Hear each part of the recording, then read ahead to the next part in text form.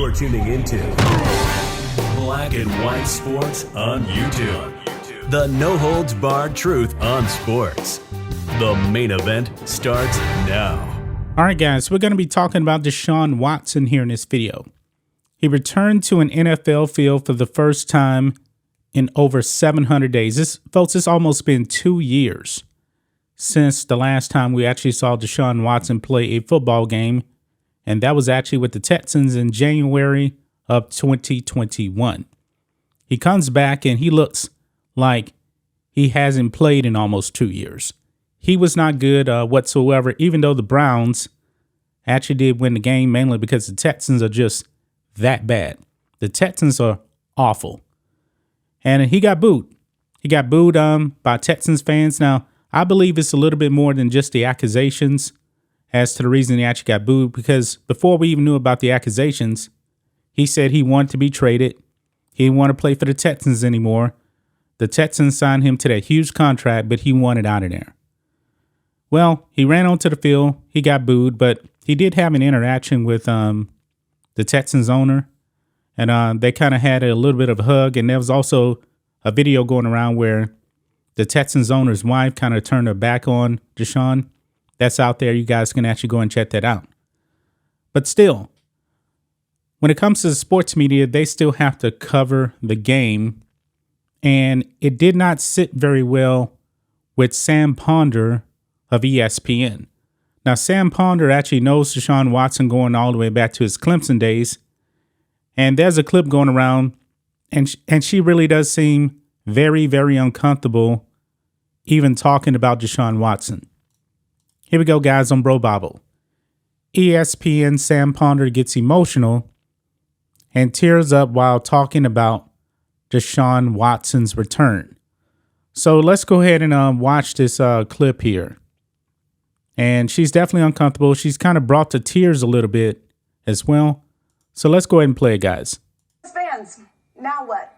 We are in uncharted territory. There have been star quarterbacks accused of criminal behavior before, accused of inappropriate acts, but not like this.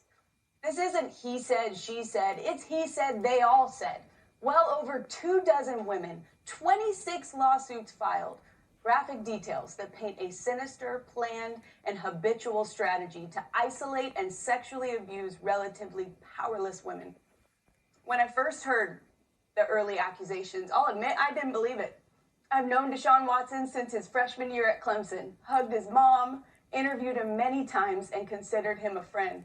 I've only personally experienced him as kind, humble, and loving, and if I kept a list of players least likely to do something terrible, he would have been at the top. But as is always the case, those genuine feelings are judicially irrelevant because I have absolutely no clue what this man has done in private.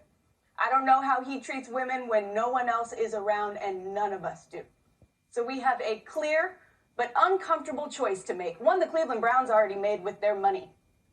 Is he a conniving predator or a sympathetic victim?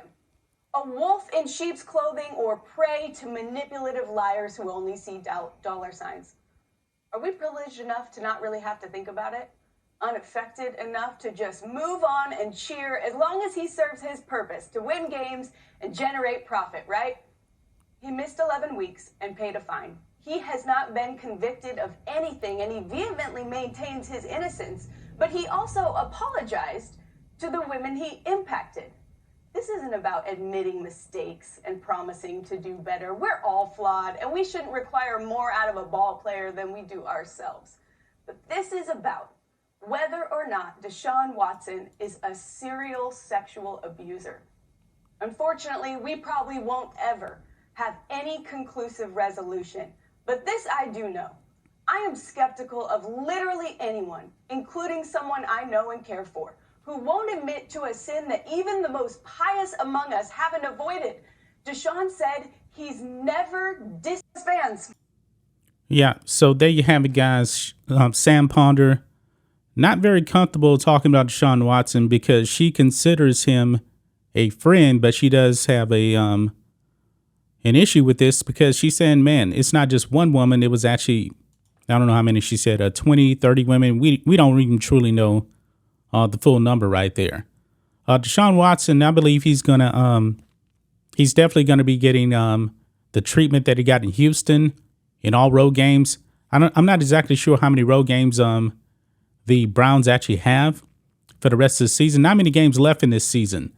I believe that this is actually going to carry on into next season when he actually plays a full season.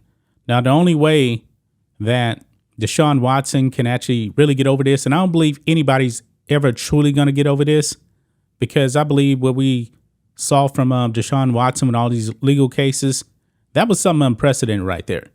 It definitely was. He's going to get booed like in every single stadium that he goes to. He just is. It'll mainly, I believe, be next season. I don't think this is going to be forgotten. He's going to have to win a whole bunch of games. He's going to have to play a whole lot better. Now, I do fully expect him to play better. Not necessarily this season, but mainly next season. I mean, he is just way too rusty. He's been off the field for way too long. So we'll have to see what happens. But that is the reaction from Sam Ponder of ESPN. She considers Deshaun Watson a friend, but she's not very comfortable talking about his return whatsoever. That's just my thoughts on this. What do you guys think of this? Black and white sports fans, let us know what you think about all this in the comments. Make sure to subscribe to the channel, and we'll catch you next time. Thanks for watching the show. Be sure to like, comment, and subscribe. Be sure to tune in next time on Black and White Sports.